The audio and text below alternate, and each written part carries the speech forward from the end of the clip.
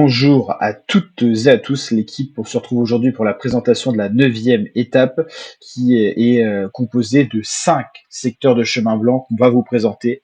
De 5 avec l'étape tant redoutée, la fameuse étape des chemins blancs qui arrivera à Sienne, donc terre de classique, aussi belle que redoutée. Cette étape pourrait bouleverser le classement général sur un terrain autre que les montagnes, sur les collines toscanes, jalonné de 5 secteurs empirés. Ça fait un petit peu penser au secteur pavé, mais c'est un petit peu différent. C'est plus du terrain gravel, chemin blanc classique, on va dire.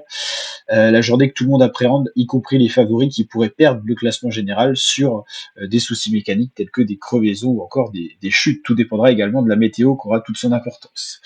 Donc étape 9, dimanche 18 mai, avec un départ appréhendé autour de 13h pour une arrivée estimée à 17h12, un petit peu comme tous les jours, diffusé sur Eurosport, Max 1 Eurosport. Voici le profil, avec un profil un petit peu vallonné, mais surtout jalonné de secteurs blancs, avec une arrivée dans les petites rues étroites de Sienne, arrivée notamment des Strade Bianche. Salle d'ascension asphaltée répertoriée, la Tsima qui arrive assez rapidement, 4 km à 7% de moyenne, pourrait être au bout d'une heure de course le lieu où l'échappée pourra prendre forme, avec certainement une échappée conséquente qui devrait se dessiner pour essayer d'aller chercher la victoire d'étape sur un terrain de classique, une étape assez longue mais plus courte que les classiques quand même.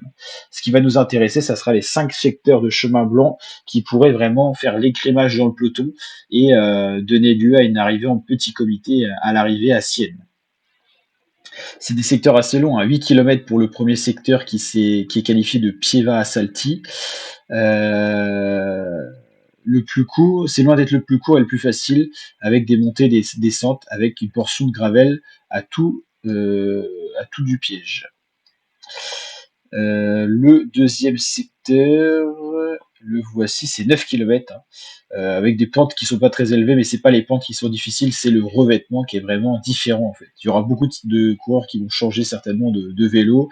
Troisième secteur, le San Martino in Grania, 9 km à 1,8%. L'enchaînement du deuxième et du troisième secteur vont être assez impressionnants. Et ensuite, on aura encore 2 autres secteurs.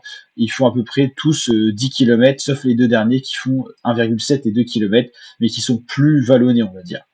Là, on les voit ici avec des Google Earth, mais ça sera des petites routes très étroites qui pourraient causer des dégâts au classement général. Les coureurs de classique seront à la fête sur une étape vraiment compliquée du coup. Diego Ulissi gardera-t-il son maillot rose? C'est la grande question. En tout cas, c'est le seul maillot qui peut vraiment être perdu avec le maillot blanc. Maillot cyclamen et maillot azzurro devront être conservés au vu des points attribués pour ces 2 classements. En tout cas, une grande étape qu'on attend avec impatience, avec des coureurs qui auront hâte de s'exprimer, surtout ceux qui aiment les classiques. On pense à Mats Pedersen, on peut penser aussi à Wout van Aert, qui sont des coureurs qui pourraient être vraiment très bons sur ce genre de parcours. Intégral Giro, c'est sur la chaîne, donc n'hésitez pas à liker, partager, vous abonner. Ciao les fratés.